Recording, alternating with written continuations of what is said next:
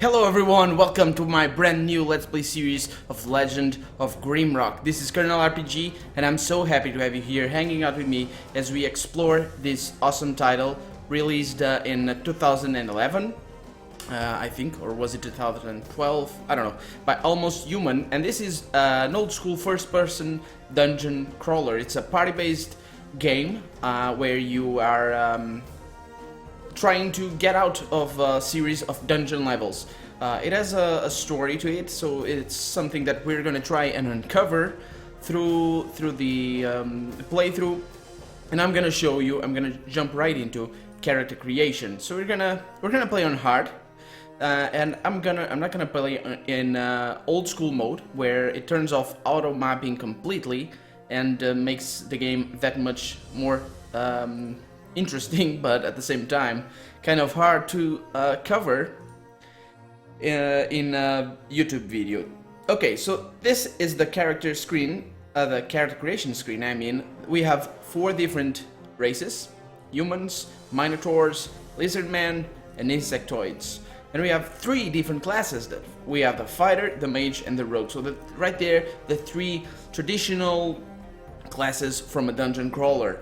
And we have 4 party members, so we can click here to add them. They are prisoners, new prisoner, because that ties in with the story, but we'll get that in a bit. So I'm not gonna create my class right now. I'm gonna my party right now, because I've already done that. I'm just gonna show you the different aspects of the character generation. So we have the fighter has this skill, so he can have athletics. He can has armors, axes, maces, swords, and unarmed combat.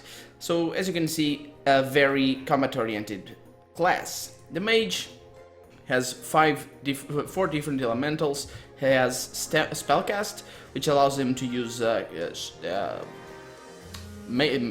what's it called? The magic wands and that sort of stuff, and staff defense as well, which is a bit more towards the combat ability of the mage. And rogue finally has assassination, which allows him to, among other things, attack from the back row. We'll get that in a minute. He has daggers, dodge, missile weapons, throwing weapons, which are 2 different classes. So this is bows, crossbows, and slings, and this is throwing like stones and shurikens and that sort of fun stuff, and unarmed combat as well. Then we have the races. So the class, as you can see, alters base values of each character, but so does the race. So humans we're gonna play with a party based on humans. There will be 3 humans and 1 minotaur, and I'll explain that in a moment.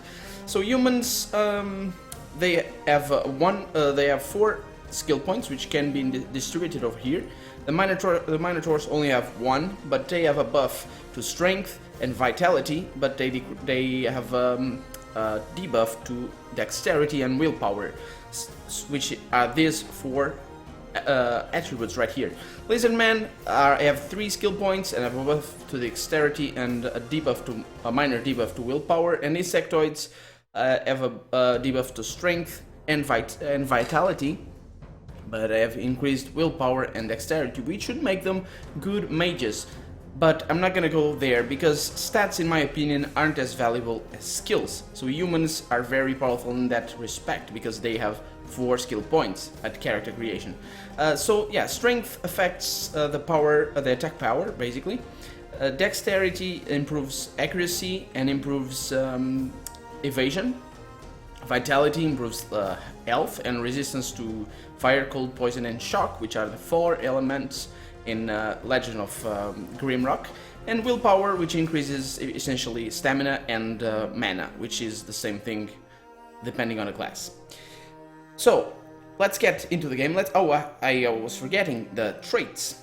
So there's plenty of traits. We're gonna pick skilled, which of course increases by 3 skill points, the available skill points, and we're gonna pick skilled for all of our heroes, and we're gonna pick either aggressive or A mage can have a strong mind, which is interesting because of plus willpower.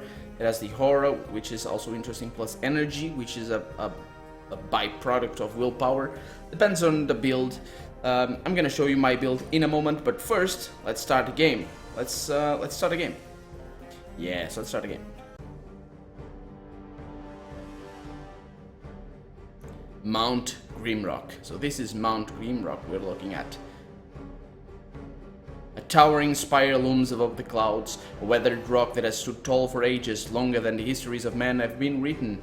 It is a desolate place now, only remembered when things need to be discarded and forgotten. An airship struggles to gain altitude as it floats towards the peak.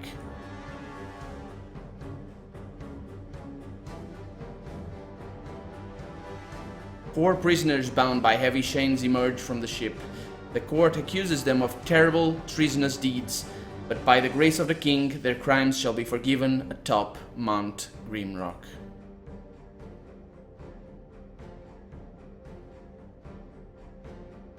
Their final trial is at hand. Numerous prisoners have retrieved their pardons here, yet none have returned to live their lives in freedom. They are at the very top of the world, and below them only darkness and justice awaits.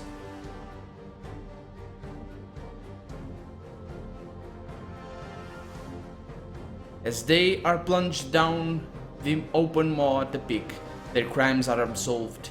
Everyone before them has perished in the guts of the mountain. But will you be able to lead them through the dark and to the freedom that awaits at the base of Mount Grimrock?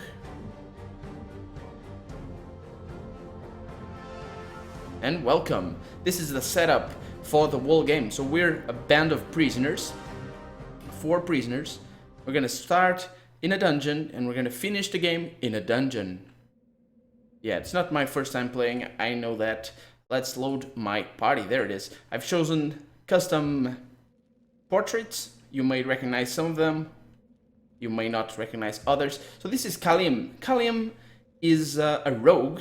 Let's look at his character sheet. There you see. So he has 12 strength, 15 dexterity, and 14 vitality, willpower. Not really necessary for him. He will be skilled in daggers, as you can see, who can then apply skill points to each of these trees, and at certain skill levels they will add buffs and bonuses. And he'll also be focusing on dodge, so he's our frontline rogue. Over here we get Annette. She is gonna be our fighter. She has 16 dexterity, 16 strength, 13 dexterity, which is going to be buffed in a while because of her skills, 12 vitality, and 10 willpower, which is also not very important for her. She's going to be focusing on armor, she's going to wear heavy armor, and she's going to be focusing on swords, which are, in my opinion, the best weapons in this game. But one also very important weapon is our mage, and this is Penumbra. She is as I said, a mage. She's a human mage, and she is gonna focus on air magic and spellcraft, and she has 19 willpower and 14 vitality. 14 vitality is very important because she needs to survive if should the back row be hit. And over here we have our 4th character, which is going to be a Minotaur. So he's hiding his face behind his mask, his face helmet. He's got 21 strength, which is a very powerful aspect of Minotaurs. He has 7 dexterity, which is not good for his accuracy, but I'll get to that in a moment, and 18 vitality, which is the other stat that we needed. We couldn't allocate more strength points, so we went with vitality. And the reason I went with the Minotaur rogue is very simple. In this game, missile weapons and thrown weapons never miss. So dexterity and accuracy are totally irrelevant for a ranged character. And I know that sounds counterintuitive, and it kind of is. But strength is a very good stat to increase attack power. So this guy, Daniel, so yeah, we got Kalim, Annette, Penumbra, and Daniel. Daniel, and that name right there is a kind of an Easter egg. You might not get it though. Never mind. He's gonna deal loads of damage. So let's pick this. Choose your fate, perish in the cell, or pick up the torch. So this is how we go through the dungeon. Like so. It's a square-based map, and we walk all together like this. And we're gonna attack using these things over here. Can't reach because they can't attack from the rear. And she has a glowing hand, which means that she can use magical spells. And I'm gonna press this because this is a secret place, and I've played this game already, and I know about... I never finished 100%, but I know the game pretty well. And that's where we found a statue of some sort of monster. Or maybe it's not a monster, it looks pretty peaceful. So you got also lurker boots, which are gonna go to Kalim because he's an evasive character. They had +5 evasion and nothing over here, so onwards we go. Nothing over there. Ooh, nope. So torches are all around in this game and they need to be equipped, otherwise look at this. Pitch black. After a while the light comes back tiny bit, but you guys, you find people, probably won't be able to see much. So I'm gonna use torches. I can see in pitch black, but I'm not against using torches. So checking the walls. Okay, so you got a couple of items. Let's see. Peasant's tunic, that's protection, that goes for a net, and peasant breeches to cover her private parts. Hopefully she has loincloths as not to disturb the male members of the... So you got a cudgel. Not gonna use that because none of us is versed in maces. This is a lever, our first lever, which opens this gate. See, the game is all about puzzles. It's also about combat. It's also about party management, but it's all about combat, about puzzles. So what we have to do here is put that stone over there so we can go through the gate. What I'm gonna do though is take the stone because the stone is dear to me. The stone can be equipped and used with a sling. And let's see. Another stone right there. Good. Let's take the torch. Let's keep going left. Got a locked door over here. Can't go through it, so we need to find a key, it seems. Let's look at our map.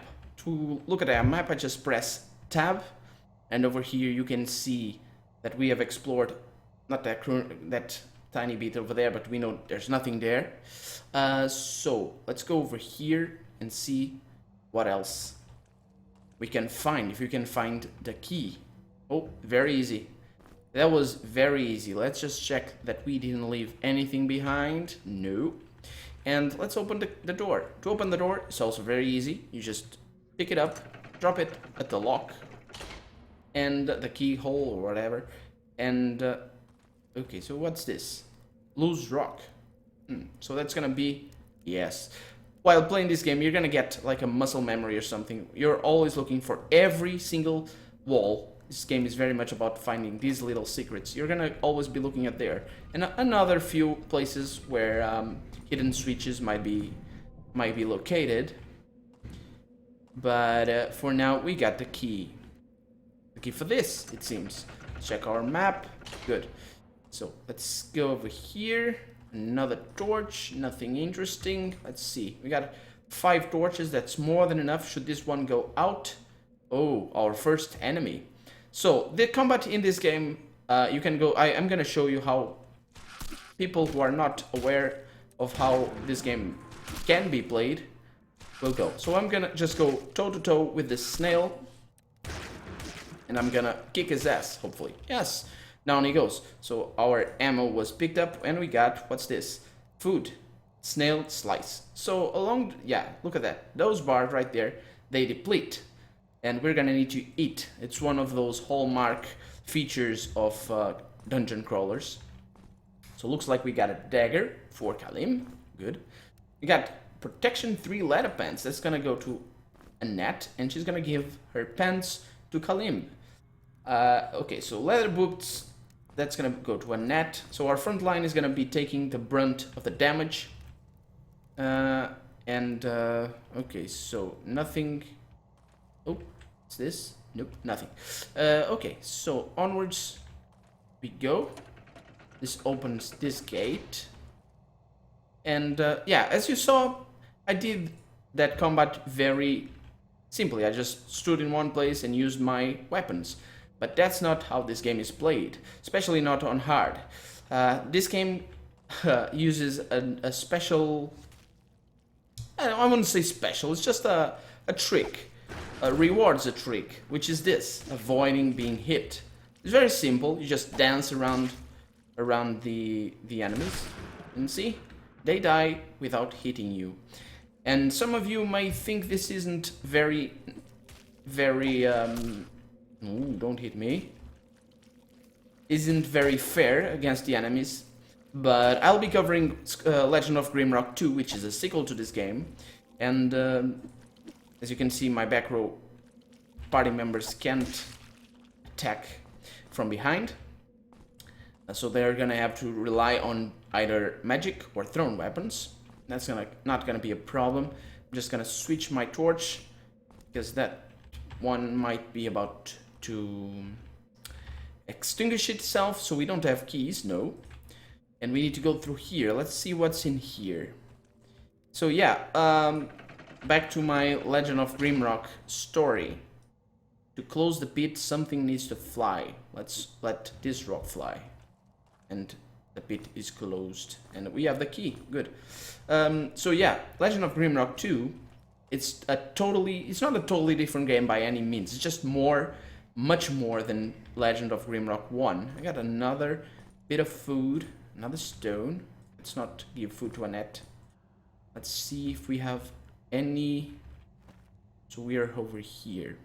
Nothing unexplored, I don't think. Yeah, let's go over there. Let's go over there because we already have the key, but I'm not gonna go there right now. I'm gonna explore a bit more. So yeah, in Legend of Grimrock 2, because the game is so much more complex, you really need to dance. It's just impossible to play the game without dancing. Just not something that can be done. I'm gonna give this to Penumbra. And this loincloth, it decreases willpower but increases attack power. So I'm gonna give that to Daniel. Or Dan, for short. So, let's see. Nothing unexplored? Nope. Let's go and open the door. So yeah, as I was saying, Legend of Grimrock 2 acknowledges that this game needs to be played while dancing around enemies. And we got a gargoyle or something over there. Let's see. Hello? Locked door? Heal my sight. Yeah, looks like it's very poor sight you got going on right there. Mate, switch the torches. So yeah, I'm gonna play Legend of Grimrock 2 and I'm gonna play Legend of Grimrock 1 dancing around enemies, because that's just the most effective way that can be that you should play this game, especially if you're playing on hard as we are. And I'm not gonna save scum. If a character of ours die, well, he's gonna have to stay dead for a little bit, because death in this game is not permanent unless all your party members die, in which case yeah, you'll need to reload a previous save game. And a critical scored by Dan, because he deals very heavy damage. Okay, good. So yeah, basically when your characters die, the only inconvenience besides not having the party member attacking enemies, they got a Grim Cap which can be used for alchemy, and we'll get to that later on.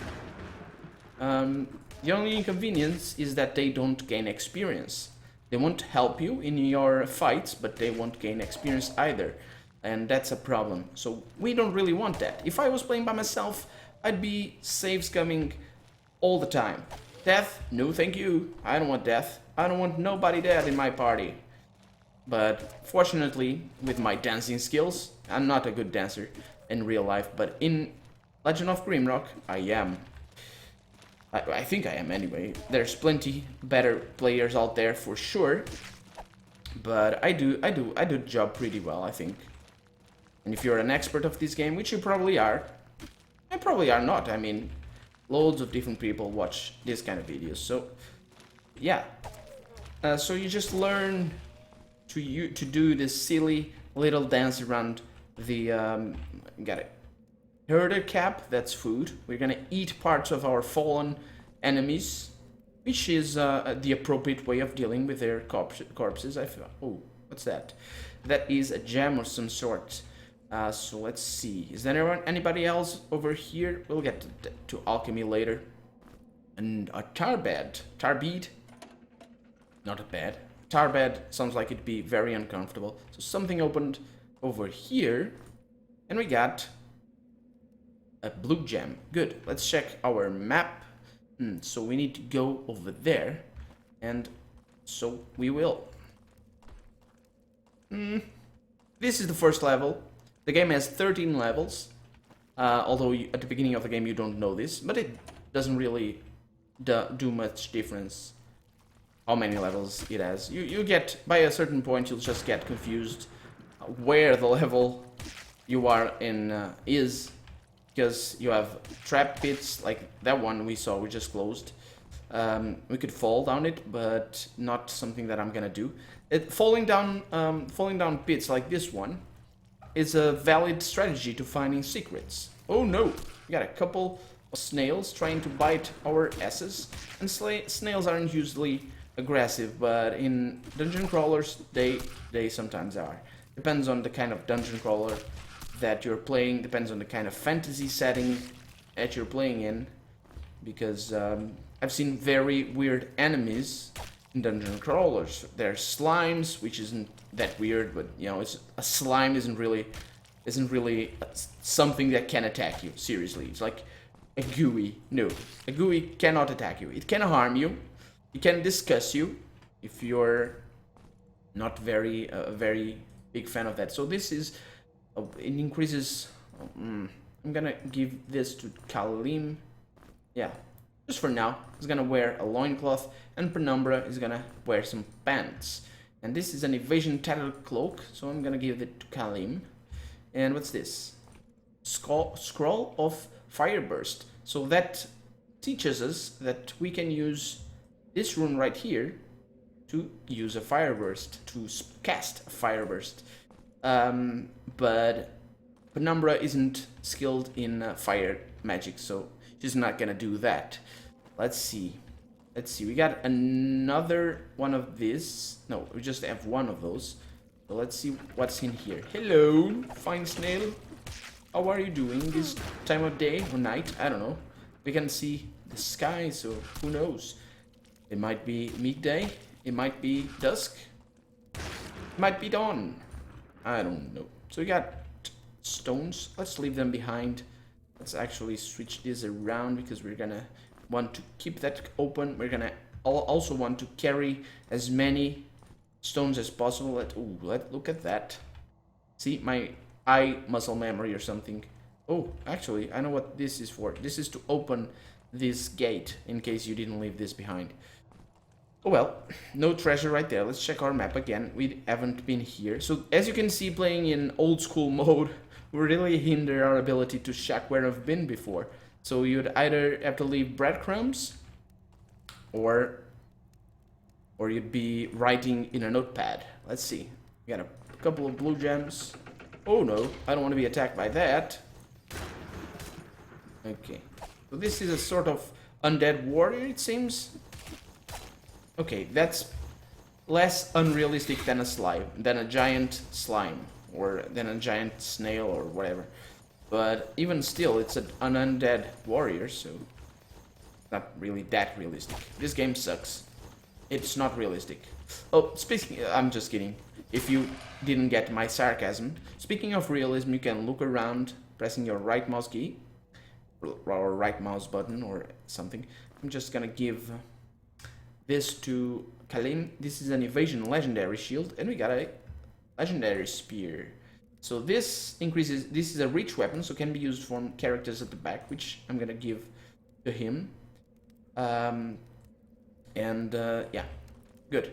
So we could take the eyes with us. That's not really something that is gonna be important, but we could. And look at that, a door. This one appears locked as usual. Let's see, what's this? Scroll. Great rewards can be found behind these doors. To gain access, look carefully for small details and use your wits. We know all that stuff already. We are experts in this game. You, dear viewer, as I was trying to say right there, and myself who's playing this game. So what's this? A staff. This magical staff is a powerful weapon woven when wielded by a potent mage. So let's see. It requires one spellcraft, which is going to be good for her. She's going to be able to cast spells with that. And this also increases energy, which is good. I'm just going to switch those around because I am anal retentive like that. And we find our first magic crystal. This is a name actually. Let's see what it is. Touch to regain health and restore life. A crystal of life, that's the name.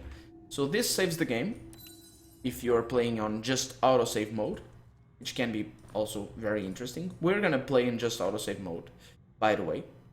I mean, I'm not gonna save scum, which is basically just autosave mode.